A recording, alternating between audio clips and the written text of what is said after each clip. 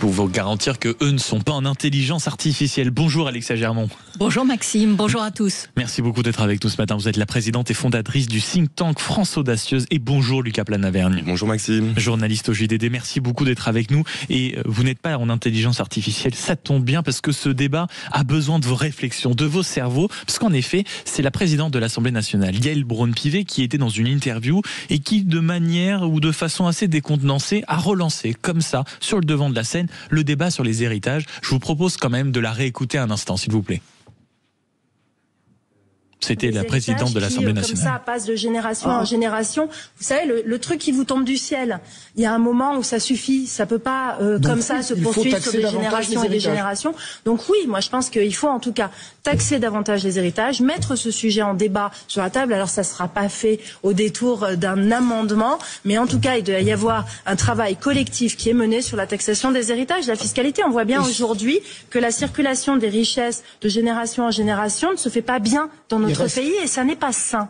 Et ce n'est pas sain. Comment vous regardez cette question autour de la table? Je commence par vous, Alexia Germont, la France audacieuse. Est-ce que la France audacieuse, puisque c'est le nom de votre think tank, est une France qui taxe davantage l'héritage? Ah non. Certainement pas. Et ce débat est, parlons cash, justement, ce débat est hors sol, à la fois sur le timing, sur la façon de le poser, parce que pourquoi on peut tout à fait.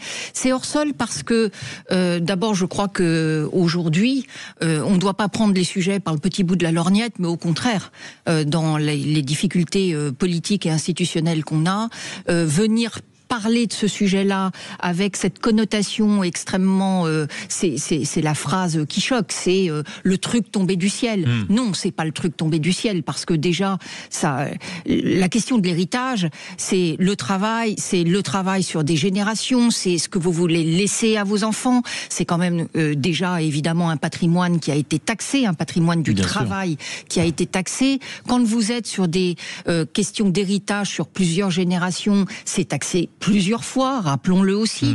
Alors, moi, je suis toujours pour qu'on pose, y compris les débats qui fâchent, sur la table.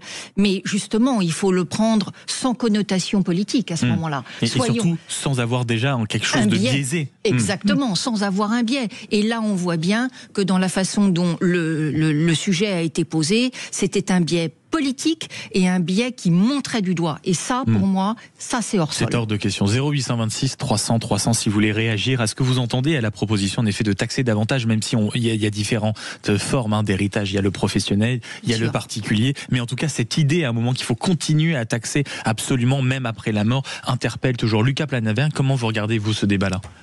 D'abord, il y a la stratégie politicienne, si je puis dire, et ce qu'on peut constater, c'est que la Macronie a tout de même le don de mettre dans le débat des mesures absolument impopulaires. C'est-à-dire que, selon tous les sondages, plus de 75 voire 80% des Français ne comprennent pas ou sont contre la taxation de l'héritage, y compris chez les plus modestes. Je reviens de reportage dans une circonscription de la Somme, aux côtés d'électriciens, de carreleurs. On a parlé de ce sujet parce que c'est un de ces sujets brûlants ces derniers jours.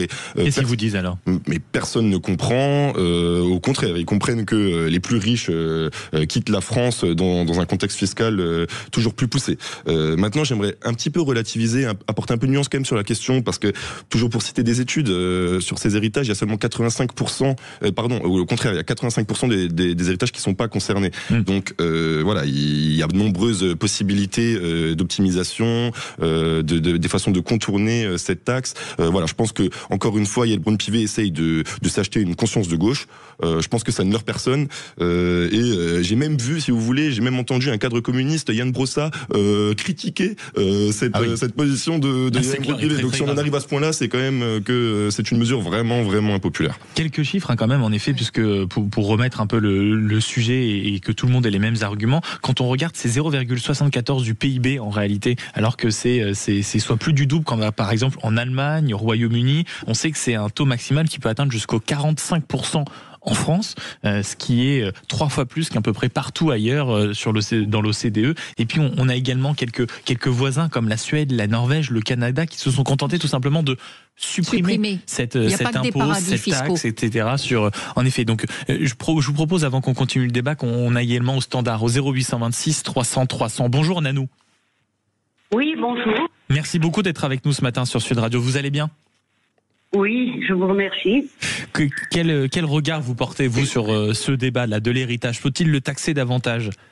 Ah non, je suis d'accord avec les deux personnes qui avec viennent Alexia de parler et Lucas avant moi. Parce que les héritages ne tombent pas du ciel. Faut-il encore savoir maintenir l'héritage, notamment dans le contexte actuel? Et chaque génération doit payer les taxes pour continuer ce que plusieurs générations ont créé. Donc je suis entièrement d'accord avec ces deux personnes. Et comment vous regardez, vous, on va dire tout d'un coup, cette envie de vouloir taxer davantage? Comment vous le regardez de la part de la présidente de l'Assemblée nationale? C'est une volonté, un peu ce que disait Lucas Planaverne à l'instant, de s'acheter une conscience de gauche, ou alors c'est peut-être une déconnexion, une volonté de faire croire qu'aujourd'hui on ne paye pas suffisamment quand on veut, on va dire, transmettre quelque chose à ses proches? Cette personne fait partie du macronisme qui recherche de l'argent. Et il est incompréhensible que l'État veuille taxer encore et toujours les Français, ce qui contribuerait à la baisse du pouvoir d'achat, et notamment les retraités qui ont travaillé toute leur vie, et parfois très jeunes, plus de 7 heures par jour. Alors que les 45 milliards manquants recherchés par l'État, on peut les trouver largement en supprimant toutes ces associations et organismes de conseil qui ne servent à rien, avocats, etc., l'ARCOM, dont la plupart ne servent à rien, et qui nous coûtent 150 milliards par an. Alors que tout va mal, de toute façon. Donc vous vous demandez tout simplement à l'État, vous Nanou, de faire d'abord le tri avant d'aller chercher l'argent, même jusque devant la tombe des Français. On vous a bien entendu, en tout cas. Merci beaucoup Nanou d'avoir parlé vrai ce matin au micro de Sud Radio 0826 300 300. Lucas Planaverne, je vous voyais plus soyez, comme on dit. Absolument, non, mais c'est vrai qu'on parle de taxes, taxe Zuckman, maintenant la taxe sur l'héritage, et quand est-ce qu'on parle de réduire les dépenses? Effectivement, il y a le train de vie de l'État, il y a les agences publiques, il y a l'aide au développement, mais il y a surtout, à mon avis, l'éléphant au milieu de la pièce, l'immigration, dont on ne parle plus du tout dans les débats, alors que là, pour le coup, c'est une revendication largement portée au sein de la population. Un récent rapport de l'Observatoire de l'immigration et de la démographie montre qu'on pourrait rapporter 7 milliards d'euros dans les caisses de l'État en régulant réellement le phénomène. C'est aussi vers ce genre de réduction des dépenses qu'il faut aller, à mon avis, plutôt que de chercher toujours à taxer. Oui, bien entendu, là je suis d'accord avec Lucas, mais j'aimerais revenir sur un chiffre qu'on n'a pas mentionné sur l'héritage qui dit beaucoup de l'évolution de notre société. C'est qu'aujourd'hui, dans le patrimoine de tout à chacun, l'héritage vient pour 65% à peu près, tandis qu'il y a des décennies... une trentaine de pourcents. Une trentaine de pourcents. Ça veut dire quoi? Ça veut dire aussi que l'ascenseur méritocratique ne fonctionnait plus. Ça veut dire aussi que le travail, ce qu'on arrive à se constituer comme patrimoine par notre travail, est bien moins important que ce que l'on a maintenant en héritage. Donc, en fait, c'est totalement à contre-courant cette proposition, parce qu'on voit bien que si on vient taxer encore plus, on va en plus appauvrir le patrimoine global des Français. Et évidemment, le fruit du travail accumulé depuis des années, c'est ça.